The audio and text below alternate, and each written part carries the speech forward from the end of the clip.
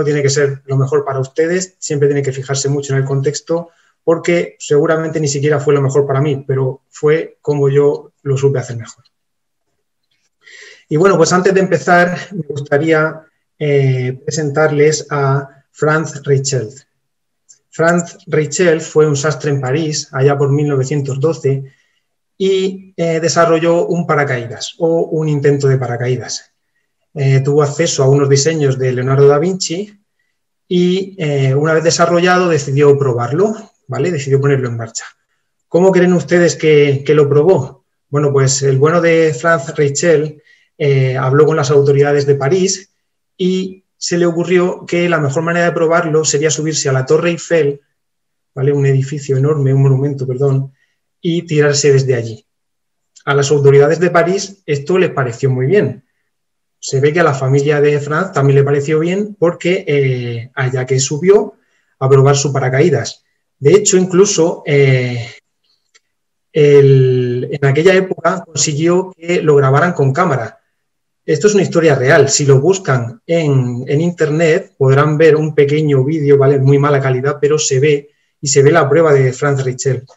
La prueba fue un fracaso absoluto. Él se lanzó al vacío y cayó al suelo de golpe, dejando un agujero de más de 15 centímetros de profundidad. ¿Vale? Esta historia la cuento para empezar, para que reflexionemos un poco sobre cómo hacemos testing en nuestros equipos, en nuestros proyectos, cómo nosotros probamos el software, ¿vale? Porque muchas veces lo que pasa es que vemos cómo los programadores programan, hacen su código, lo arman, lo suben al servidor y allí directamente lo prueban, ¿vale? Esto no es la mejor manera de probar nuestro software y tiene un montón de problemas.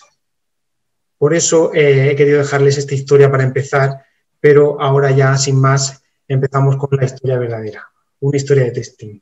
Una historia que ocurrió allá por 2008, empieza en la ciudad de Murcia, en España. Antes de nada, quiero ponerles en contexto de esta historia. Como he dicho, corría el año 2008. Esto es un entorno de una consultora cliente con un equipo de desarrollo web Java de 4 personas que llevaba múltiples proyectos. Por aquel entonces seguíamos una metodología en cascada y todo el testing que se hacía era manual.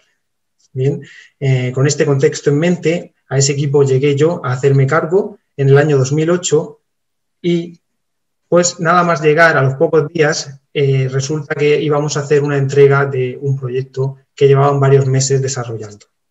Bueno, pues yo acababa de llegar y les pregunté, me dijeron, tenemos que entregar esto, ya lo hemos terminado. Vale, genial, ¿lo habéis probado? ¿Estáis seguros? ¿Lo entregamos ya? Sí, lo hemos probado, lo hemos hecho todo, esto ya está listo para entregar. De acuerdo, pues entregamos. Yo acababa de llegar y me tenía que fiar de mi equipo. Siempre un manager tiene que fiarse de su equipo y tiene que dar la cara por él. Bien, pues lo entregamos, pasaron unos días y unos días después nos llegó un email. Porque lo que había ocurrido era que el software no funcionaba. No es que fuera una gran sorpresa, pero eso es lo que pasó, ¿verdad? Nos llegó un email donde nos decían, hemos probado el software y os remitimos una Excel con incidencias. Yo abrí la Excel y me encontré decenas y decenas de incidencias. Algunas eran bugs y otras eran solicitaciones de modificaciones, ¿vale? Peticiones de cambio. ¿Qué ocurrió con esto? Bueno, lo primero fue cambiar el contexto del equipo. El equipo ya había empezado a hacer el siguiente desarrollo y tuvieron que parar para ver todas estas incidencias.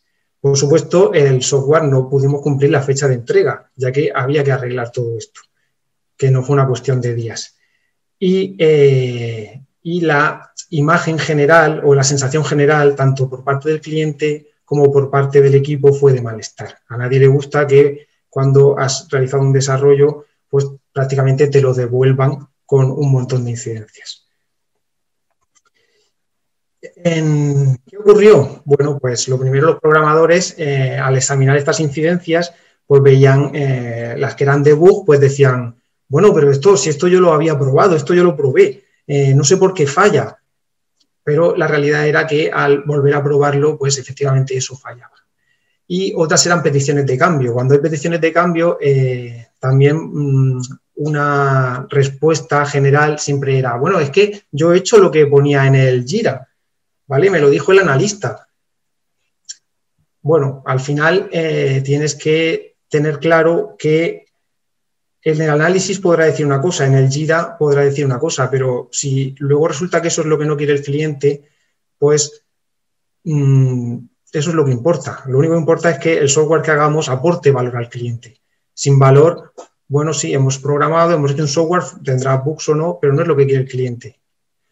Total que tuvimos que hacer una nueva versión. Corregimos todas estas incidencias y entregamos una nueva versión. Bueno, pues a los días después nos volvió a llegar otro email donde nos decían que lo habían vuelto a probar, pero que nos enviaban una nueva Excel de incidencias, ya que la vez anterior no lo habían probado todo e incluso ahora habían salido nuevas incidencias, nuevas peticiones de cambio y nuevos bugs. Esto realmente generó un ciclo, porque esa no fue la última entrega. A esa entrega le siguió otra y le siguió otra. Generó un ciclo del dolor. Era un fallaba, había que corregirlo, había que entregarlo, pero el ciclo volvía una y otra vez, ¿vale? Como en el mito de Sísifo, donde el héroe tiene que empujar esa piedra desde abajo hasta arriba y una vez que consigue subirla, la piedra vuelve a caer y él tiene que volver a empezar. Al final todo esto provocó mucho retraso, muchos cambios de contexto y mucho malestar, tanto en el cliente como en el equipo. Bueno, cuando por fin conseguimos tener una versión estable y que satisfacía las necesidades del cliente, pues empezamos una retrospectiva. Pero una retrospectiva bien serios, ¿vale? Con bien malestar y nada de estas retrospectivas de pintar jirafas o de la estrella de mar, no, nada de juegos, ¿vale? Una retrospectiva seria. ¿Qué es lo que vimos? Bueno, primero nos centramos en los hechos. ¿Qué había pasado? Teníamos muchos bugs en la entrega. Además, se habían generado un montón de peticiones de cambio. Realmente en el análisis se había visto que se quería una cosa, pero luego se quería otra. Luego, además, con este ciclo de entregas que unas corregían a otras, también salieron nuevos bugs de regresión, bugs que habían salido en versiones anteriores y pensábamos que habíamos arreglado, versiones más tarde volvían a surgir, ¿vale? Haciendo que el ciclo fuera todavía más doloroso. Bien, ¿estos hechos qué consecuencias habían generado? Pues lo primero, un retraso, evidente. Además, un aumento del coste, obvio. Luego, insatisfacción del cliente. Estos cambios de contexto que he comentado antes, que en un equipo de desarrollo son mortales, te quitan por completo el foco, y crean un descontento general. Además de querer hacer las cosas con prisas, no fijarte bien, ¿vale? Todas estas consecuencias que genera la pérdida de foco. Además, nos dimos cuenta que teníamos una desconfianza en nuestro código. Al final entregábamos y no estábamos seguros de qué pasaba. El testing manual no era eficiente. Y finalmente una desmoralización del equipo. Vale, estas eran las consecuencias, lo teníamos claro, pero teníamos que analizar las causas. No podíamos quedarnos en este análisis superficial. Había que ir realmente a la causa. Había que preguntarse por qué había pasado todo esto. Bueno, las causas que nosotros vimos en ese momento fueron que, por un lado, el desarrollo habían sido varios meses, se había definido un alcance muy grande al principio, había muchos documentos de análisis, había muchos giras y la complejidad había sido muy alta. Llegó un punto que eso no se había gestionado bien. Además, una de las causas se atribuyó a la metodología en cascada que se seguía. Cuando hablo de una metodología en cascada, no me refiero solamente a las típicas fases que podemos imaginar de análisis, programación, prueba, implantación. No, el cascada también lleva consigo unas clases sociales, ¿vale? Esas fases son ejecutadas por una clase social. La fase de análisis la hace el analista y solo él. La fase de programación la hace el programador, la fase de pruebas la hace el tester. ¿Vale? Esto era un problema porque el analista había definido unos giras y un análisis y los programadores habían hecho eso. Simplemente se lo había mandado. Esto luego generó un gran malestar, una gran confrontación, porque los programadores decían, es que yo he hecho lo que tú me has puesto en el Jira. Y él decía, bueno, pero si es que esto lo puse hace 3 meses o hace 4 meses, no sé, también tienes que tú pensar un poco por tu cuenta, darte cuenta que a lo mejor yo lo había hecho mal, tenemos que haber hecho un diálogo, ¿vale? Esto es lo que genera el cascada. Como he comentado antes, la pérdida de foco. La pérdida de foco hace que las cosas se hagan deprisa, que enseguida quieras terminar y eso solo trae problemas. Y además una de las causas era que no teníamos test automatizados, ¿vale? Fue evidente. Cuando estás desarrollando mucho tiempo, vale, los programadores han probado las cosas, nadie dice que no, y lo prueban, pero a lo mejor se probó hace mucho tiempo, luego tú sigues programando y lo que estás desarrollando en ese momento puede afectar al código que hiciste días o semanas antes, puede romperlo, y no puedes estar todo el rato probando y probando y probando a mano. Necesitas una herramienta, somos informáticos, somos desarrolladores, y si nos dedicamos a automatizar el negocio de nuestros clientes, pues nuestro negocio propio, que es el desarrollo de software, también tiene que estar automatizado. Y por automatizado no es solo desplegar de forma automática en servidores, también es el propio desarrollo y las pruebas, los tests. Bien, pues con toda esta retrospectiva hecha, decidimos empezar un nuevo camino. Decidimos empezar un nuevo camino basado en working software, en un desarrollo iterativo e incremental y sobre todo en un testing automatizado. Imagino que estas palabras les sonará a Agile. Bien, está claro, ¿vale? Pero en aquel momento nosotros no... Agile para nosotros era simplemente algo que sonaba por ahí, que sí que les prestábamos atención, pero bueno, pues empezamos el camino ahí con ello, ¿eh? No era una idea que nosotros dijéramos, hay que copiar Agile o hay que hacer Agile. No, simplemente esta había sido nuestra retrospectiva y queríamos empezar este camino. ¿Por qué working software? Bien, working software es, por supuesto, un software que funciona. Un software que funciona, pero también un software que funciona para el cliente, un software que aporta valor al cliente. Para el cliente no es un software que funciona, no es un working software si no hace lo que el cliente quiere, si no cumple sus necesidades. Por eso working software no es un concepto que simplemente indique que el software funciona, que no tiene bugs. Por supuesto que es eso, pero también significa que es un software valioso para el cliente. ¿Vale? Entonces, con este working software queríamos satisfacer al cliente y, sobre todo, tener su confianza. La relación con un cliente, cuando no tiene su confianza, es muy dañina, realmente es un poco infernal incluso, ¿vale? Se nota que el cliente no confía en ti y tú tampoco confías en él. Además, el working software es la mejor medida de progreso. Sustituimos unas reuniones de seguimiento, unos planning, unos tantos por ciento de seguimiento, ¿vale? De saber el progreso de un desarrollo, por realmente algo tangible que es el software, que el cliente pudiera ver y tocar cómo iba su desarrollo. No simplemente decirle, bueno, pues si son 3 meses, vamos por el mes y medio, pues vamos al 50%. Eso no es real. Además, queríamos tener confianza en nuestro código. Al final, si el software no funciona, desconfías de tu código y desconfías de tu equipo, incluso desconfías del compañero. No sabes si, no puedes fiarte si cuando estás acostumbrado a que el software tiene bugs y no funciona, llega un punto que no te fías de tu código y no te fías del compañero. Eso también es muy dañino para un equipo. Bueno, ¿y cómo desarrollamos working software?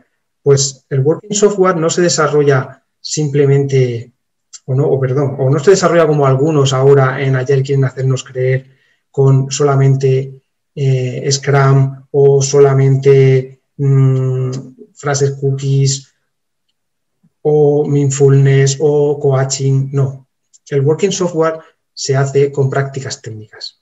Con prácticas técnicas como todas estas que vimos por aquí. Clean code, diseño evolutivo, refactoring, TDD, testing, pair programming, pero las prácticas técnicas no son solo prácticas de programadores, ¿vale? Por ejemplo, small releases, por ejemplo, historias de usuario, por ejemplo, propiedad colectiva y sobre todo slicing. No es simplemente la técnica, no está solo en los programadores, está en todo el equipo y todo el equipo tiene que aprender prácticas técnicas.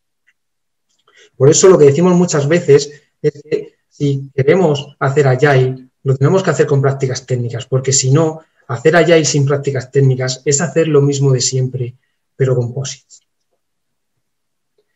¿Y por qué desarrollo iterativo incremental? Bien, habíamos tenido muchos retrasos por el motivo de esta multitud de peticiones de cambio que habíamos sufrido. Pues lo que pensamos es que desarrollando de forma iterativa e incremental íbamos a poder, íbamos a tener una mayor colaboración con el cliente, íbamos a tener un feedback continuo, íbamos a saber que estábamos haciendo el producto que quería el cliente de forma más frecuente, íbamos a ayudarle a descubrir el producto juntos, haciendo una release detrás de otra.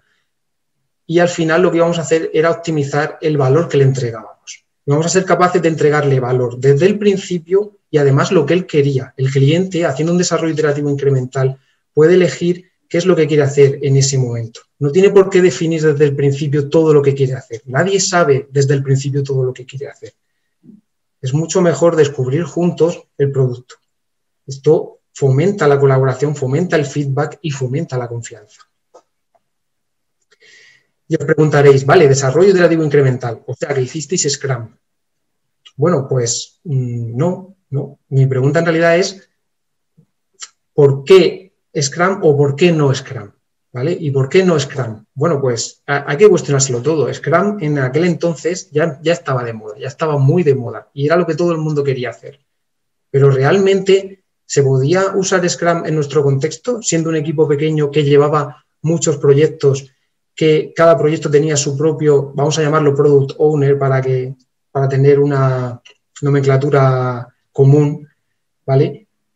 Pues lo que vimos, o éramos capaces de tener sprints continuos con una longitud fija siempre teniendo un montón de productos, no podíamos, ¿vale? Entonces, si no aplica tu contexto, ¿tienes que usar algo porque esté de moda? No. Pero podemos cambiar nuestro contexto, a lo mejor podríamos cambiar nuestro contexto. Siempre, si quieres usar una herramienta y el contexto, tu contexto no es el que se acopla, el que hace matching, ¿vale? El contexto con la herramienta, lo que puedes intentar es cambiar tu contexto, el contexto de la organización, pero siempre que sea posible. Si no es posible, entonces simplemente esa herramienta no tienes que usarla. Y eso es lo que hicimos, eso es lo que decidimos, que no íbamos a usar Scrum. Podíamos copiar alguna reunión, algún artefacto, alguna cosa concreta que usaba Scrum y que nos parecía bien, pero no íbamos a usar Scrum. Y al final, Agile no es Scrum. Agile puede ser Scrum, pero con prácticas técnicas. Y tú puedes usar otras metodologías que no sean Scrum. Y sobre todo, me gustaría dejar claro el mensaje de que no existen recetas mágicas.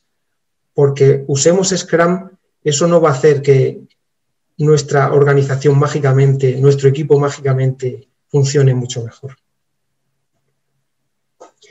Bien, ¿y por qué testing automatizado? Bueno, habíamos visto que teníamos muchos bugs.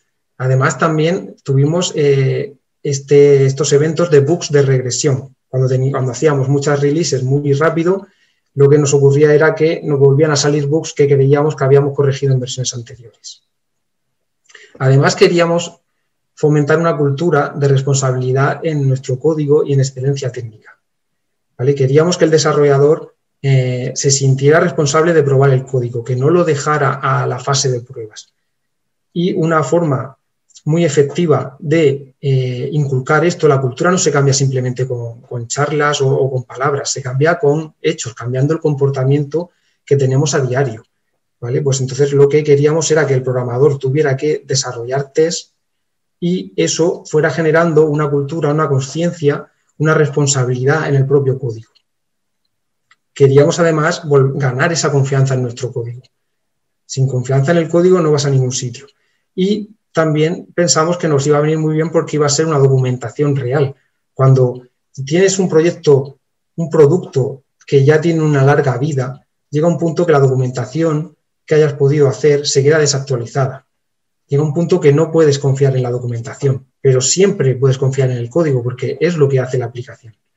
Pero a veces el código es muy complejo y leer el código puede ser muy difícil. Y también puedes llegar a pensar, cuando no confías en tu código, puedes plantearte si el código realmente está bien hecho o no. Aunque eso sea lo que hace la aplicación, eso está bien hecho, ese algoritmo está bien hecho, pero teniendo test nos iban a servir de una documentación mucho más fácil de leer de lo que se esperaba que hiciera la aplicación. Además, el testing automatizado iba a ser la base para lo anterior, para el working software y para ese desarrollo iterativo incremental. No puedes hacer un desarrollo iterativo incremental si cada vez que entregas una nueva versión tienes que probar de forma manual todo lo que lleva esta nueva versión y todas las versiones anteriores. Necesitamos algo automatizado, necesitamos algo efectivo. Y también, por supuesto, para Agile, ¿vale? Para hacer un testing Agile, que en el fondo luego nos dimos cuenta de que era nuestro verdadero objetivo. Perdón. Bien, ¿y qué es esto de testing Agile? Pues el testing Agile se basa en que hay que hacer un cambio de mentalidad, ¿vale? Desarrollar ya no es solo programar. Desarrollar tiene que incluir, por un lado, tiene que irse antes, tiene que irse un poco a la izquierda y tiene que incluir diseñar. Por supuesto, desarrollar es programar, pero también se va un poco a la derecha y desarrollar es probar, ¿vale? Esto es lo que tenemos que entender por desarrollar. Y además, ¿quién desarrolla? Pues tiene que desarrollar todo el equipo. El Whole Team es un principio XP que viene a ser lo que todos conocemos como equipos multidisciplinares y equipos donde todos aportan. No hay figuras que no aporten. El que no aporta en un equipo no tiene espacio en él. Y todos tienen que ir juntos, tiene que haber una autoorganización y todo el mundo encargarse de estar metido en el desarrollo aportando. No estar por fases donde unos aportan en una fase y otros aportan en otra. No, todos juntos atacan el trabajo y se autoorganizan para sacarlo. Además, con Testing Agile, el testing ya deja de ser una fase, ya no lo es. El testing está incluido en todo el desarrollo. Y el tester ya no es una clase social, ya no es una figura. El tester pasa a ser un rol, ¿vale? Hay gente que cree que Agile no va de testing, que solo va de desarrollo. Bueno, esto no es cierto. Esto es porque solamente a lo mejor solo conocen Scrum o las metodologías que conocen o lo que conocen les tienen lagunas en lo que es el testing Agile. En el testing Agile el tester es un rol. Eso quiere decir que el rol lo puede ejercer una persona y ejercer solamente ese rol y sería un tester, pero también lo pueden ejercer otras figuras dentro del equipo. Lo ejercen los programadores, lo puede ejercer, bueno, estas figuras que quizás no nos suenan a Agile, sino que nos suenan a Lucas, como puede ser un analista o otras figuras, pero pueden ejercer ese tester de rol. Además, el tester de rol ya no se encarga simplemente de probar el software al final. Hemos dicho que ya no era una fase. El tester de rol, el rol de testers, lo que se encarga es de empezar desde el principio. El tester tiene que ayudar a definir las historias de usuario, tiene que ayudar a definir los criterios de aceptación, ¿vale? Se va su función mucho más a la izquierda, entra en juego desde el principio. Además, ese rol puede ayudar a automatizar, a desarrollar test, tanto test de aceptación como test unitarios o de integración. Puede hacer pair programming con un desarrollador, una figura de tester. Puede hacer test de rendimiento, test de escalabilidad. Y, por supuesto, también puede hacer testing exploratorio al final, cuando ya la aplicación está creada, o hacer esa última fase de certificación de que la aplicación parece que funciona y entregar. Puede hacer, al final, el rol de tester en Agile es muy parecido a lo que en otros sitios se llama ingeniero de calidad, ingeniero de QA.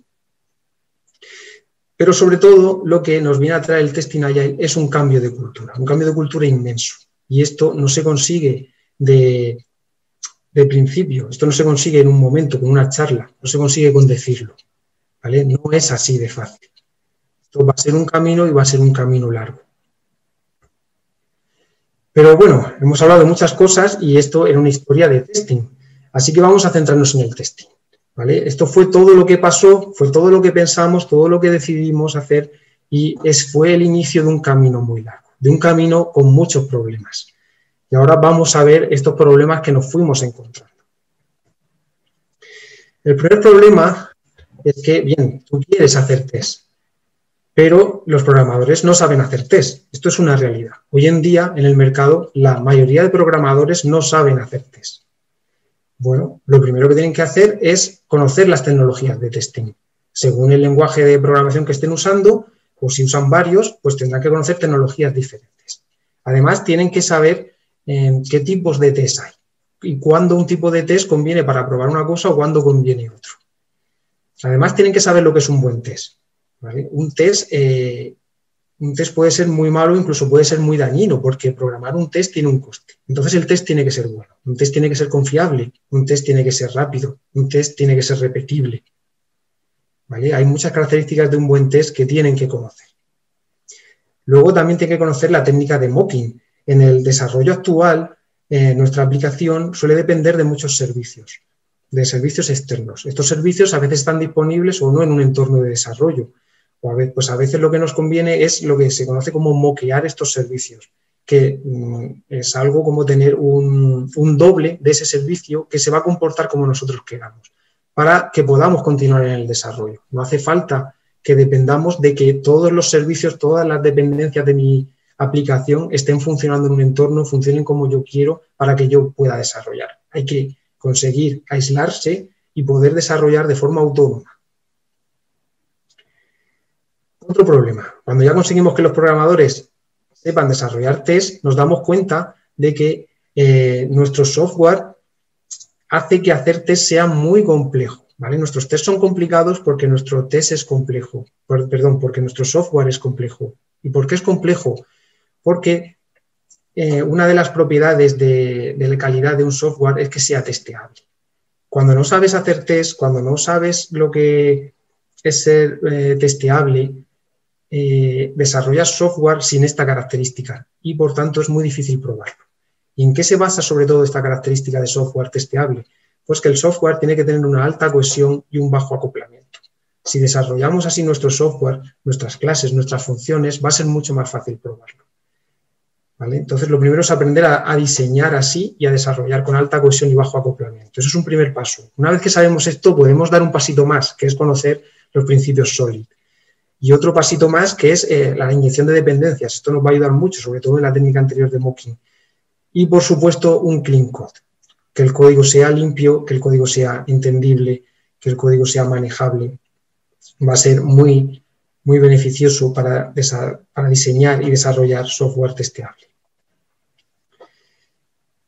Bueno, pues cuando tenemos todo esto nos damos cuenta de un siguiente problema, y es que los programadores, pues resulta que hay algunos que no quieren hacer test y empiezan a ponernos excusas. Es que yo no lo veo, es que esto va a hacer que vaya más lento, ¿vale? Es que yo ya pruebo manual, es que a mí yo esto no quiero hacerlo. Bueno, en el fondo son excusas y es una cuestión de cultura. ¿Cómo podemos romper esta barrera inicial, estas excusas? Bueno, hay que apelar a la responsabilidad como programador, a que tienen que ser responsables de su código, a que tienen que probar el código ellos y a que tiene que haber una forma fácil y eficaz de poder saber si tu código funciona o no. No es efectivo tener que armar todo tu código, todos los componentes que necesiten para poder desplegar en un servidor para entonces poder ponerte a probar de forma manual. Además, esto va a requerir una disciplina, que es lo que va a cambiar mucho o lo que tiene que cambiar mucho en la mente del programador. Y finalmente, van a ver ellos mismos que el software que hacen es un software que funciona, es un working software, es un software que en cualquier momento pueden ejecutar una pila de test y comprobar que su software sigue funcionando. Cuando hagan un cambio verán que funciona. Y otra práctica técnica muy útil para inculcar esta disciplina, para empezar en esta responsabilidad, es realizar una definición de hecho que incluya que tiene que haber test automatizados que prueben el código que se va a subir al repositorio. Al final, un buen programador, no lo es solo por lo bien que programa, sino por sus hábitos. Ya lo decía el maestro Ben Beck, que él, siendo un maestro como es, él mismo decía que yo no soy un gran programador.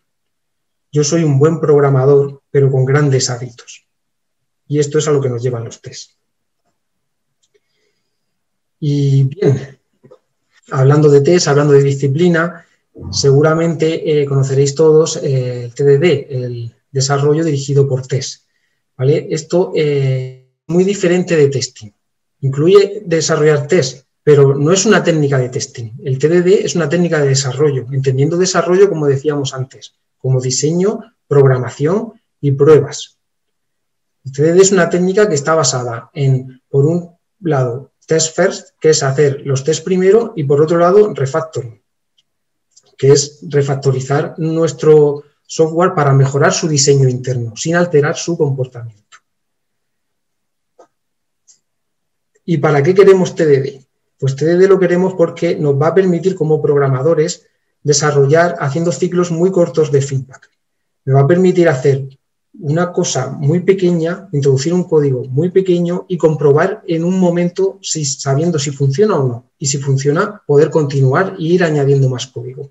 Además, usando TDD nos va a facilitar realizar un diseño simple, porque en nuestra mente tener todo el diseño en ella para programar, sino simplemente una pequeña parte. Y esto nos va a ayudar a hacer un diseño simple. Porque sabemos que luego con los tests vamos a poder evolucionar ese diseño y complicarlo, entre comillas, para que podamos hacer todas las funcionalidades que requiera el software. Pero haciendo TDD vamos a poder ir poco a poco, desarrollando poco a poco y siempre teniendo una red de seguridad que nos dan los tests, ¿vale? Es una técnica de desarrollo. Y además es muy importante hacer TDD porque te obliga a pensar antes de programar. Como lo primero que tienes que hacer es un test, lo primero es pensar en cómo vas a hacer ese test y cómo tiene que ser el diseño del software para ejecutar el test. Añadir también que TDD es una técnica muy difícil, es muy difícil dominarla. Antes de empezar con ella, tienes que saber hacer test y tienes que saber diseñar. No quieras empezar la casa por el tejado. Primero conoce las bases, aprende a diseñar, aprende que tu software sea testeable, aprende a hacer test y luego empieza con TDD. Vale, otro problema. El típico problema que habréis escuchado de que haciendo test se va más lento. Bueno, esto no es un problema, esto es un mito. Esto es un mito. ¿Vale? Lo primero me gustaría que pensáramos un poco, que reflexionáramos en qué es la velocidad para nosotros en el desarrollo de software. La velocidad no es lo rápido que programas o lo rápido que subes código al repositorio. Lo rápido que eres capaz de desplegar software en un servidor. Si ese software no funciona, da igual lo rápido que haya sido. Al final se termina cuando el software está funcionando. Mientras tanto, no has terminado. Por lo tanto, tenemos que fijarnos en que la velocidad en el desarrollo de software es eso, es desde el principio hasta que por fin funciona. Entonces, si los tests me ayudan a que tenga el software funcionando antes, no me están haciendo ir más lento, porque si no hago test y entrego un software que no funciona y luego tengo que hacer otra versión para arreglar un montón de bugs y luego otra versión para arreglar un montón de bugs porque sigue habiendo, entonces todavía no hemos terminado, no podemos contar la velocidad ahí. Al final, cuando aprendes a hacer test, te das cuenta de que probar con test es mucho más rápido que probar manual. Cuesta, pero cuando lo consigues, los programadores que aprenden a programar con test nunca quieren volver a programar de forma manual, a probar de forma manual. Además, es más rápido porque detectas los errores antes y nos permite hacer ciclos rápidos de feedback. ¿Vale? El Stream Programming se basa en acelerar el feedback todo lo que podamos. Y con test haces un código y enseguida sabes si funciona. No tienes que esperarte a hacer más código, a tener toda la pantalla hecha para poder subirla al servidor, a que funcione el servicio externo al que llamas. No, tú puedes hacer un código y probarlo en ese mismo momento, sin más esperas. Vale, otro problema que suele ser es que hay desarrolladores que dicen, bueno, y es que mi jefe no me deja hacer test. ¿O y qué le digo a mi jefe? ¿Cómo puedo convencer a mi jefe de que yo quiero hacer test? Bueno, los desarrolladores son los profesionales del desarrollo. Un manager que no es desarrollador no debería decir a un desarrollador cómo tiene que hacer su trabajo. No, seguramente no está capacitado para decírselo. Son los desarrolladores los que tienen que saber eso. Al jefe o el jefe lo que quiere son resultados. Y con los test le vamos a dar mejores resultados. Pero bueno, si queremos tener algo más de peso para convencer a ese jefe que no nos deja hacer test, les he traído un informe, ahí tienen la URL, donde pueden ver que el 77% de los bugs pueden ser detectados usando test unitarios. Bueno, y vale, ya sé hacer test, ya incluso sé hacer TDD, pero ¿qué pruebo con testing? ¿Vale? Porque hay mucho código y al final sí que es verdad que podemos empezar a hacer test y que no sea efectivo porque no sabemos lo que probar o nuestros test son frágiles y se rompen muy fácil y pierden el valor. ¿Vale? Entonces, ¿qué puedo probar con el código? Bueno, primero es tener claro que no se puede probar el 100% del código. Es imposible tener una seguridad del 100%. Los test o las pruebas lo que nos van a dar es una confianza en el código, pero esa confianza nunca va a ser del 100%. Por eso siempre hay que poner en la balanza la confianza que queremos ganar y con el coste que nos cuesta programar los tests. ¿Vale? No os voy a mentir, programar test tiene un coste, pero obviamente tiene unas ventajas y tiene un retorno de esa inversión. Pero no podemos estar programando test continuamente porque nunca llegaríamos al 100%. Siempre hay cosas que podamos probar. Entonces hay que saber poner en la balanza los test que queremos hacer para esa confianza que queremos ganar.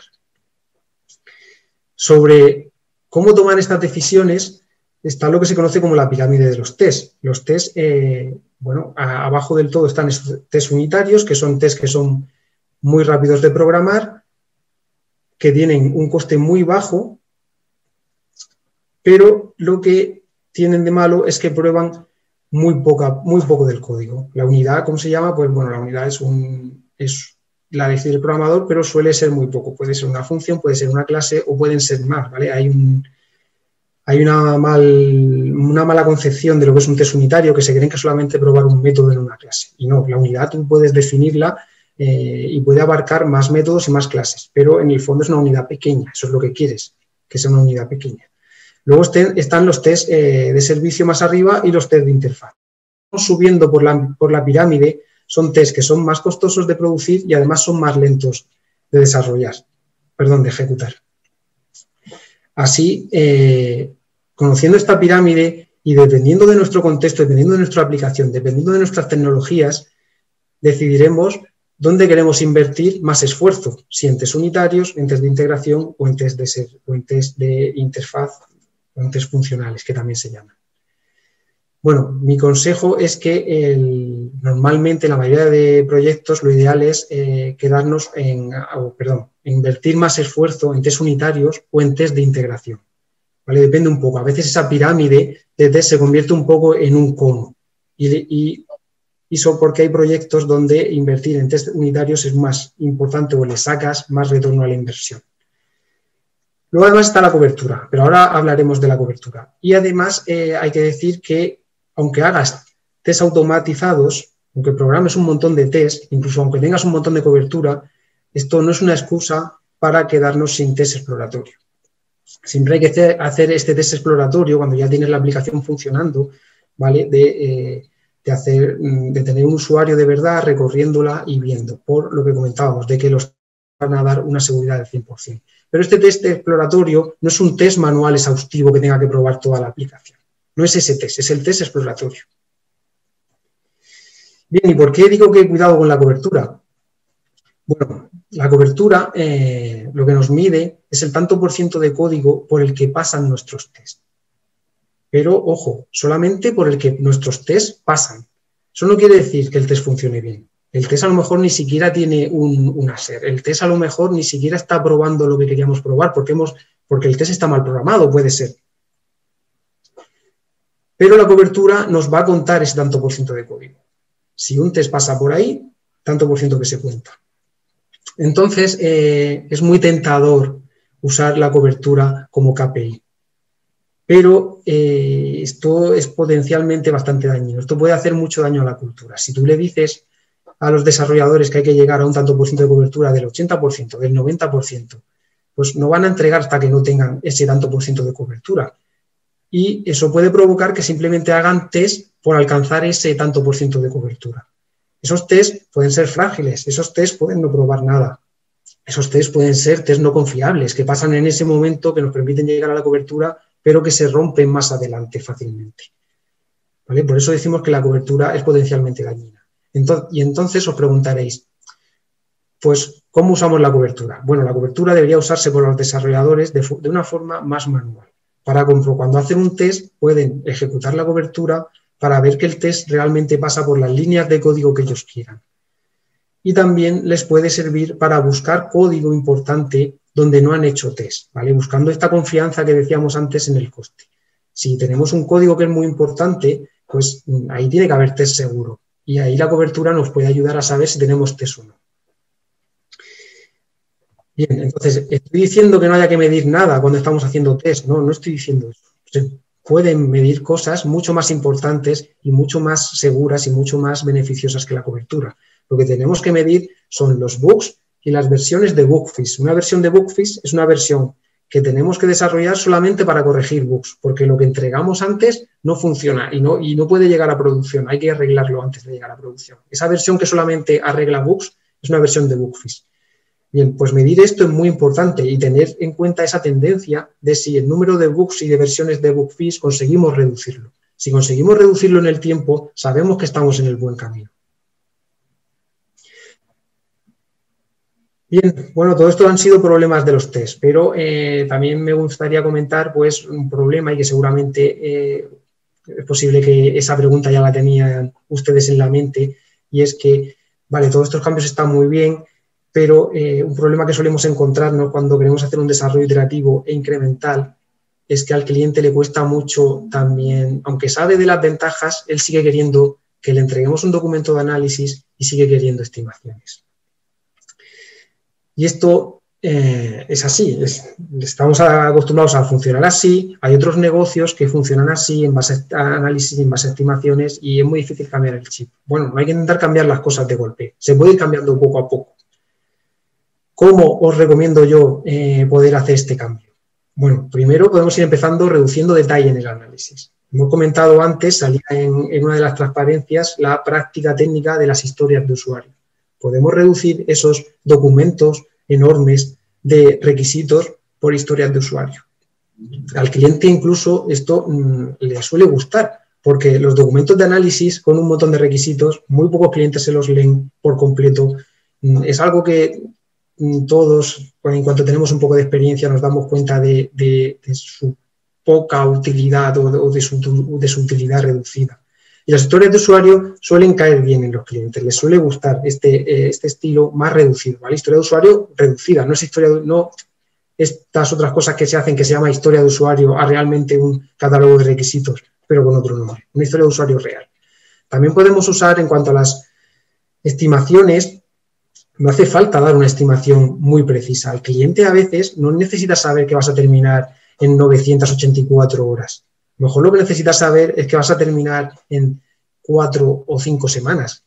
Es algo que es una estimación mucho más fácil de dar y al cliente le puede valer perfectamente, porque él muchas veces quiere la estimación para poder planificarse. No necesita saber las horas exactas que vas a tardar o los días exactos. Más o menos con tener una idea, él se puede planificar. Otra cosa distinta es un compromiso. A veces, por cuestiones de la organización, por cuestiones de contexto, el cliente necesita un compromiso. Necesita saber que en una fecha determinada el software va a estar funcionando. No entregado, va a estar funcionando. Y ahí, bueno, pues hay que siempre diferenciar entre lo que es una estimación y un compromiso.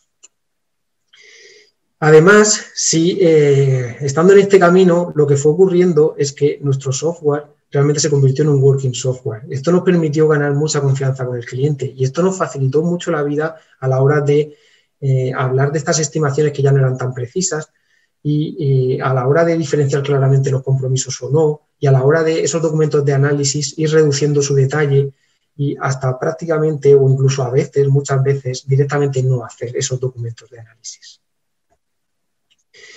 Bien, y al final nos encontramos con que cuando ya este camino lo llevábamos mucho andado, nos dimos cuenta de que programar test lo había cambiado todo para nosotros.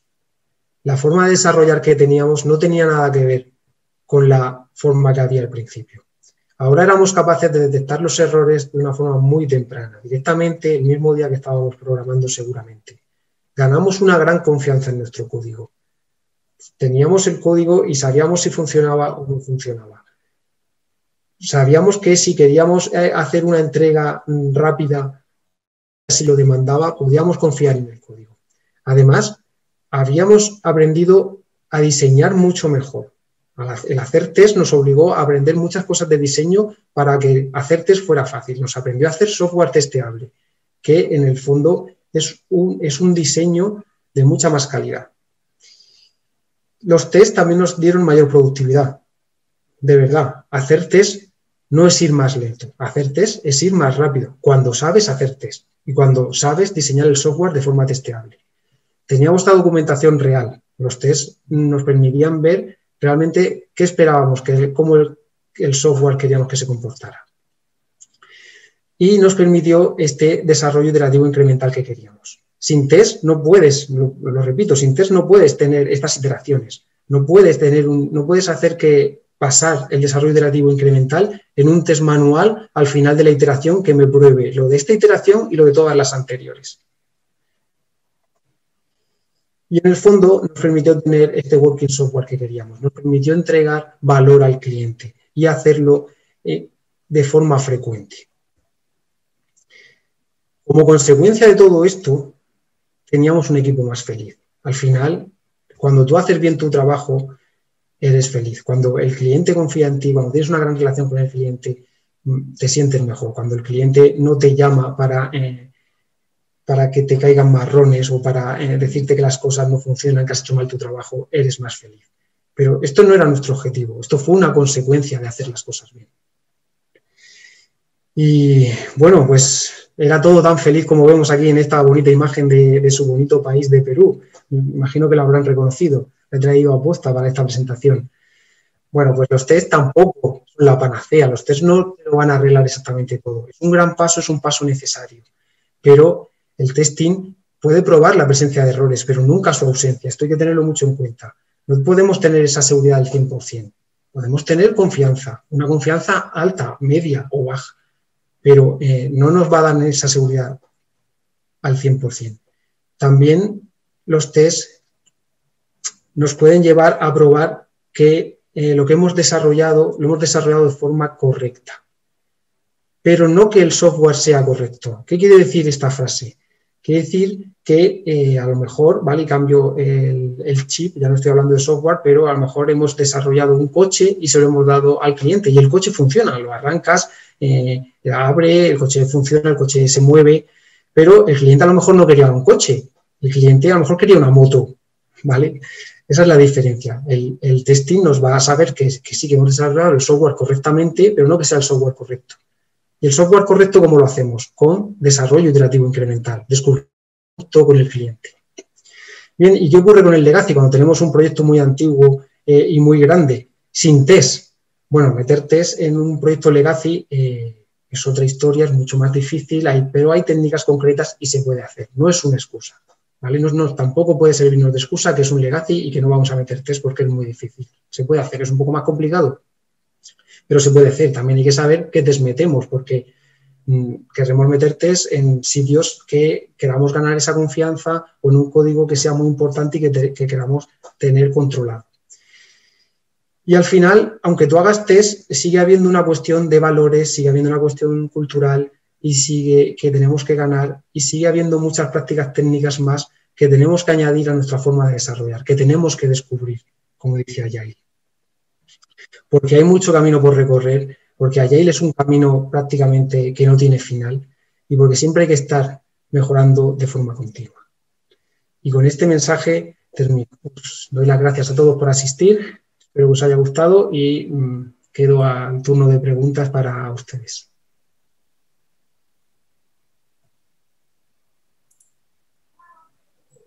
Qué genial, Julio. Me quedo con la frase de que hacer testing no es ir más lento, sino es ir más rápido, si lo sabes hacer.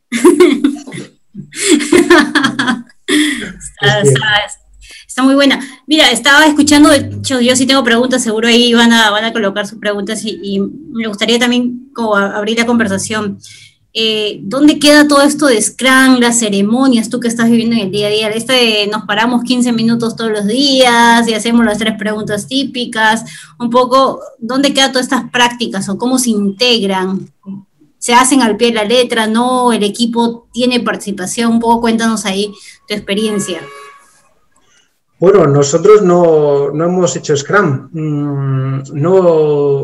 en nuestro contexto no tenía sentido. Scrum es un framework que llaman ligero, pero es muy restrictivo, es muy prescriptivo. Scrum te obliga a estas reuniones, como dices, de 15 días al principio para empezar? ¿Qué ocurre si tu equipo de desarrollo está localizado en zonas horarias distintas, por ejemplo? ¿O qué ocurre si tu equipo de desarrollo lleva varios productos? ¿De qué le sirve a los desarrolladores juntarse si cada uno está en productos totalmente diferentes? Y si tienes varios productos, ¿cómo organizan los sprints? O incluso puede haber organizaciones que no quieren, que estos sprints no tienen sentido. No tiene sentido que tener todo el equipo de desarrollo funcionando en un sprint de 2 semanas juntos, ¿no? A lo mejor quieren que el equipo esté dividido en distintos productos y estés haciendo varias entregas a la vez, porque es lo que marca la organización en ese momento, porque es lo que necesita. Hay organizaciones que no necesitan Scrum, hay equipos de desarrollo que no necesitan Scrum, y meter un Scrum porque esté de moda en un equipo, meterlo con calzador puede ser muy dañino, y de hecho lo estamos viendo en el sector. Las críticas y las quejas a Scrum son grandes, son abundantes, están ahí, no es un invento, son hechos. Es cierto que hay por contra, hay otros contextos de empresas de producto, que es un único equipo con un producto, donde esta cadencia de los sprints les viene muy bien porque les ayuda a organizarse, porque les ayuda a hacer esta inspección y adaptación que te propone Scrum, donde esas reuniones les viene también muy bien, y gente que entiende de verdad cómo funciona Scrum y se adapta correctamente a su entorno. Gracias. Justo a eso es un poco lo que iba, ¿no? No es que todos necesiten Scrum y que Scrum está de moda y ahora que se ha lanzado la última versión de la guía, entonces es más, ¿qué es lo que necesita el equipo? ¿Qué es lo que necesita el cliente? ¿Cuál es el resultado que esperas? Y según eso se arman los equipos en función a lo que sea necesario. Exacto. Primero mira tu contexto, mira tus necesidades y luego elige la herramienta. Que la herramienta no te fuerce a actuar, porque si no, al final no vas a hacerlo. Si la organización no puede funcionar como quiere Scrum, no va a poder. Hay veces que sí que puedes modificar tu contexto y también y en eso nos puede ayudar Scrum a cambiar un poco el chip y ver que se puede funcionar de otra forma, pero no te esfuerces de más si ves que no puedes, porque al final te vas a dar un golpe fuerte. O vas a hacer otra cosa que no es Scrum, pero lo vas a llamar Scrum. Por lo tanto, pues directamente busca otras cosas que a lo mejor se adapten mucho más. Sí, perfecto. Gracias, Julio. ¿Qué más? A ver, ¿qué más? ¿Tenemos preguntas? Noé, por ahí, ¿ya estás? Y a ver, ¿alguna consulta, pregunta? ¿Pueden escribir en el chat también? ¿O todo claro? ¿Cómo van? Hola, yo tenía una consulta. Justo cuando Julio, creo que no se escucha, ahora se escucha mejor. Un poquito más el volumen. Te escucho muy bajito, sí. Una consulta. ¿Ahora me escuchan? ¿Ahora? ¿No? ¿Ahora bien también? Bajito. Te escucho bajito, Claudia. Ay, ¿se escuchó o no? Creo que no se escucha. Inténtalo. Sí, dale. Creo que lo has escrito en el chat.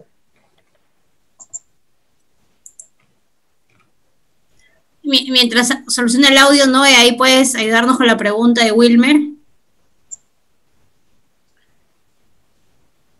Si no la leo. Ahí dice, una excelente charla. Dice, soy parte de un equipo de desarrollo. El manager fue desarrollador.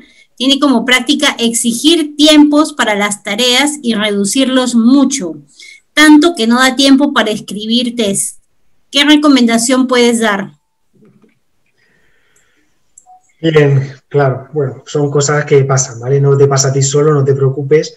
Lo que comentaba un poco en la charla, si crees que no te da tiempo a escribir los test, bueno, es porque seguramente todavía no sabes escribir, no sabes hacer test bien. Bueno, inténtalo poco a poco, intenta ir ganando ese conocimiento, esa habilidad poco a poco. No intentes hacer muchos test, no intentes hacerlo todo con test, pero intenta ir haciendo poco a poco algunos. Intenta hacer algunos test unitarios que son muy sencillitos, que veas claros. Intenta hacerlo ahí, ¿vale? Empieza poco a poco, no quieras hacerlo todo, porque seguramente, claro, abarcarlo todo, si no sabes, eso te necesita mucho tiempo y a lo mejor el proyecto no puede darte ese tiempo ahora, pero puedes empezar a intentar hacer cosas sencillas e ir ganando habilidad poco a poco. Y respecto a tu manager, bueno, para mí exigir tiempos es una mala práctica. La estimación debe darla el desarrollador debe aceptar la tarea. Hay un principio en XP que es que el desarrollador es responsable de su código, pero porque él acepta la tarea. Lo que no podemos es volver a esa etapa del taylorismo donde un manager te dice lo que tienes que hacer y además te dice en cuánto tiempo tienes que hacerlo. Es un entorno un poco negativo este, ¿no? Pero tengo pocos consejos de quedarte en ese punto. Claro, es tu manager, es tu equipo y bueno, intentaría quizás pues dar tu opinión, intentar tener una opinión, te encoraje, intentar dar tu opinión y si te dicen que tienes que tener algo en una semana y tú crees que es en 2, pues por lo menos dilo y dilo claramente. Yo creo que esto son 2 semanas. Y bueno, ya a ver qué pasa. Empieza por ahí, ten coraje, di las cosas, explícalo, explica por qué no crees. Una estimación al final es una previsión. Normalmente ninguna estimación es correcta. Suelen equivocarse o por un lado o por el otro. O te pasas o te quedas corto. Y bueno, inténtalo luchar por ahí. Pero sobre todo, lo que te decía al principio, los test, no quieras hacerlo al principio, ve poco a poco. Haz algunos test unitarios sencillitos, algunas funciones que no tienen dependencias, que directamente todos los parámetros de entrada puedes calcular la salida y haz test por ahí. Gracias, Julio. También le puedes pasar esta charla, le puedes pasar a tu jefe para que se dé una idea de lo que es. Buen consejo, sí, buen consejo. Bien, tenemos otra pregunta de Claudia. Dice, ¿es válido decir que las pruebas se realizaron en ambiente de producción? Por mi parte me involucraron que las pruebas se realizan siempre en desarrollo, pero por temas técnicos, por ejemplo, falta de acceso de servicios, el director de sistemas autoriza las pruebas en producción. Bueno, normalmente es una mala práctica, porque claro, tú subes la aplicación, está funcionando en producción y si la prueba falla, pues tienes que dar marcha atrás, ¿no? Esto es una mala práctica, imagino que será un producto que no tendrá muchos usuarios, que no estará en Internet o que es una funcionalidad muy limitada. Para esto hay 2 caminos, ¿no? El primer camino y el ideal es tener entornos en desarrollo o en preproducción donde poder probar el software, donde tener todas esas dependencias controladas y poder probar ahí, en un entorno seguro, sin problemas, sin presiones de si no funciona, de si has roto algo, de si el negocio va a perder dinero, ¿vale? Esa es una práctica y es la más habitual y es la más... puede ser costosa, pero esos entornos de desarrollo y de preproducción tienen un coste, pero tienen un retorno de valor impresionante. Y luego, respecto a las pruebas en producción, pues a veces se hacen, a veces hay que hacerlas o no queda otra, ¿vale? Pero que sea algo muy limitado y sobre todo lo que puedes hacer es lo que se conoce también como la práctica técnica de feature tools, ¿vale? Son como unas banderas que hay en nuestro código que nos permiten habilitar o deshabilitar funcionalidades y en base a unas precondiciones. Por ejemplo, esta funcionalidad que tú quieres probar en preproducción la podrías habilitar solo Hola, buenas tardes, ¿qué tal? Marcos, Rafa, Joseph, ¿qué dicen? Bueno, continúo. Hola. Esta funcionalidad la puedes habilitar solo para unos usuarios determinados o en una pantalla que nadie conoce y que puedes llegar tú solo, ¿vale? Y así podrías probar en producción de forma segura. Bien. Bien, gracias Julio, ya ahorita ya estamos contra el tiempo ya, así que te agradecemos mucho por la participación, por aceptar estar con nosotros aquí en nuestro espacio. Así que ya estamos por iniciar también la otra ponencia, ¿no, Joana? Sí, gracias Julio, te estamos compartiendo los videos, los links para que puedas tener acceso y esperamos tenerte pronto por acá, por IRWise. Genial, muchas gracias a vosotros, me ha encantado, un placer.